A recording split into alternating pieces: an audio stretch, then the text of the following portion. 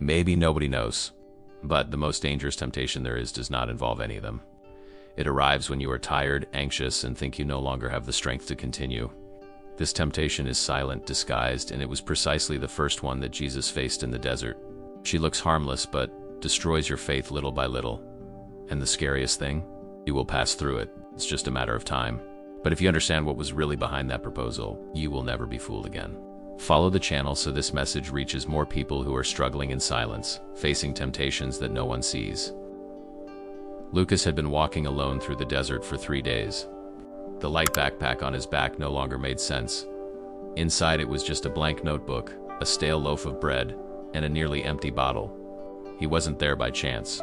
He had decided to go on this retreat because his mind was on the verge of collapse. After months of anxiety, unanswered prayers, and sleepless nights, I needed silence. I just hadn't expected the silence to scream so loudly. For the first few hours, the dry heat seemed bearable. But over time, the desert took away everything he had left. Comfort, distractions, strength.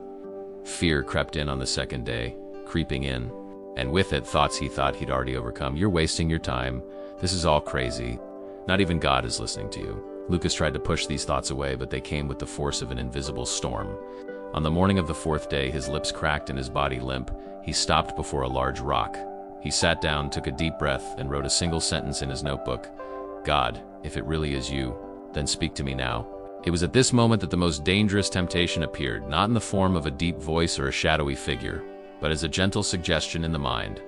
Turn this stone into bread. If God is with you, you can. Lucas glared at the stone. The idea was absurd, but at the same time it made sense. After all, what could be the problem? He was weak, hungry, alone.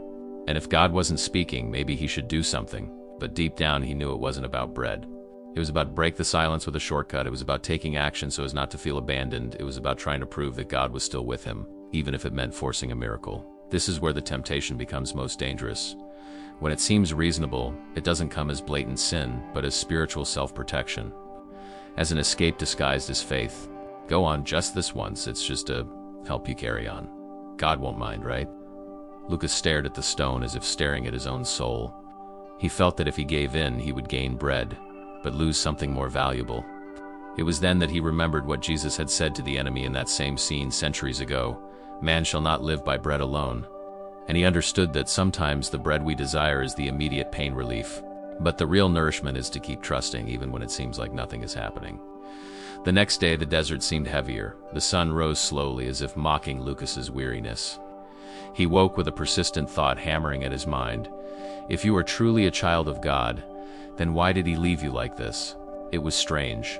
He had never doubted God, but now he was beginning to doubt himself. As he walked among the stones, he realized that was the second temptation, the doubt about his identity, the same poison that the enemy breathed to Jesus.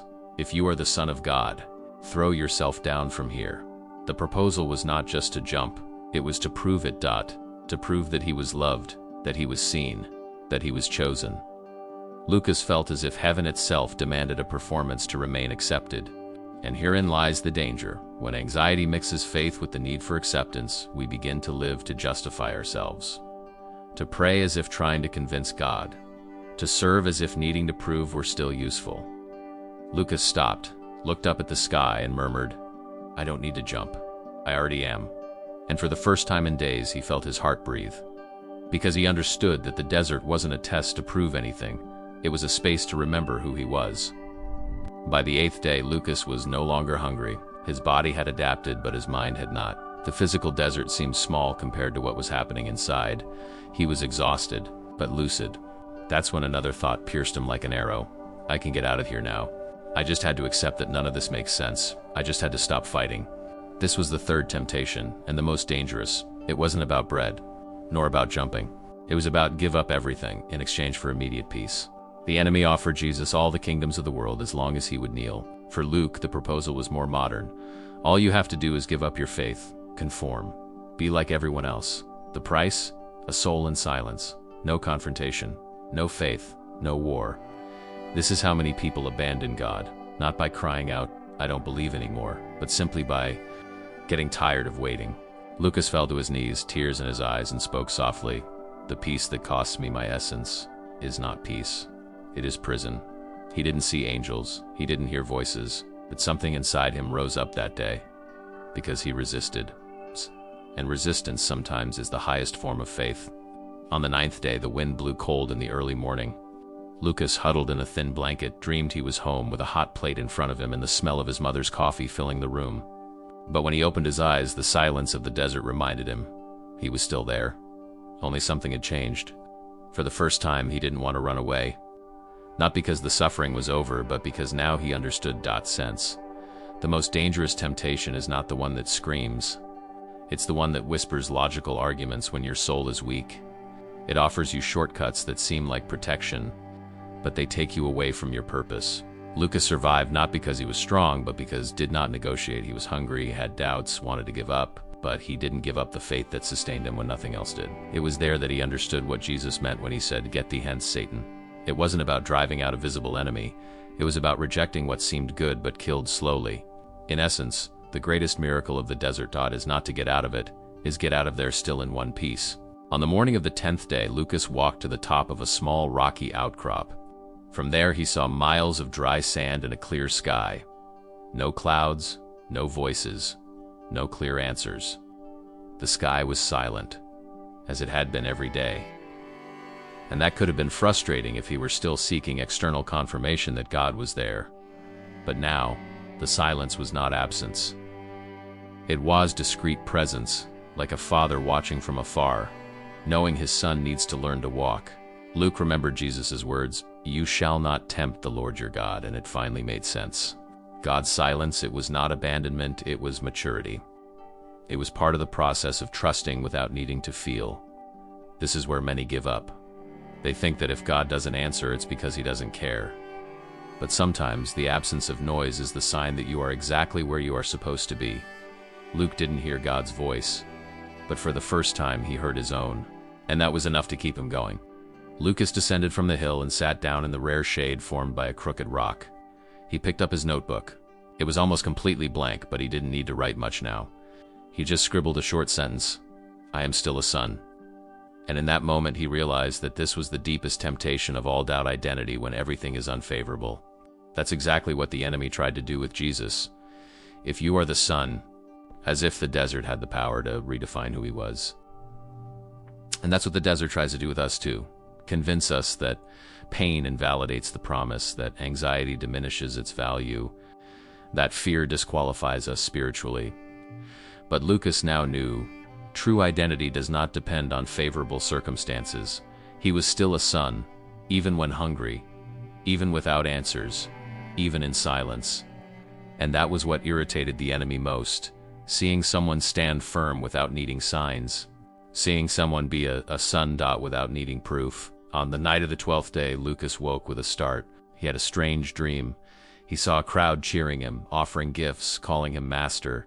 It was everything his ego had ever wanted, until he realized that in this dream he was no longer speaking to God, he was speaking to himself. Always in the center, always right, always above, awake, still panting. He understood what the dream wanted to reveal. The enemy doesn't just want to keep you away from God. He wants to convince you that you no longer need him. The temptation isn't just to fail. Sometimes it's win for the wrong reasons. To be successful with an inflated ego. To be exalted, but empty. This is what Satan offered Jesus. All the kingdoms, all the glory, no cross, no pain, no waiting. Just one condition, to kneel.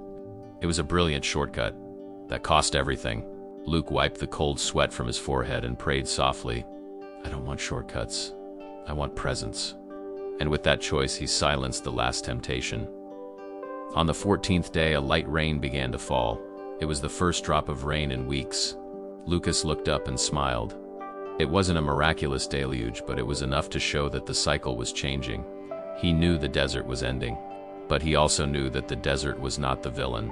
The real enemy was everything that tried to settle inside him while the pain dragged on. He looked at the horizon with respect. That place hurt him, but it also revealed him. It showed who he was when no one was looking, when God seemed distant, when the voices in his mind were louder than his faith. And there, under that fine drizzle, he understood, the desert is not for killing. It is for expel the lies that live silently within us. Because in the end, the devil didn't want Jesus' body. He wanted his mind. And with you, it's the same. He doesn't just want you to sin. He wants you to give up. May you believe that it is no longer worth resisting. But Lucas was leaving there in peace. Not because he won alone, but because did not surrender. Lucas returned home on the 20th day, thinner, quieter, but different. People asked him what he had seen, if he had had visions, if he had heard the voice of God. He simply smiled and said, "I heard mine." Because he didn't leave there with answers, he left with roots. The desert didn't take away the questions, but it did take away the rush. It didn't erase anxiety, but it taught us to be silent along with it. It didn't kill temptation, but it revealed the power of resistance. Lucas didn't return perfect, he returned conscious, knowing that from now on the temptations would come again, perhaps even more subtle, more beautiful, more dangerous. But now he would know how to recognize them. And this is the truth that nobody tells you. You will also face these temptations. But fear not. The same spirit that sustained Jesus, that sustained Luke, is the one that can sustain you today. You just have to decide not to compromise your essence, even if it hurts, even if it seems easier to give in.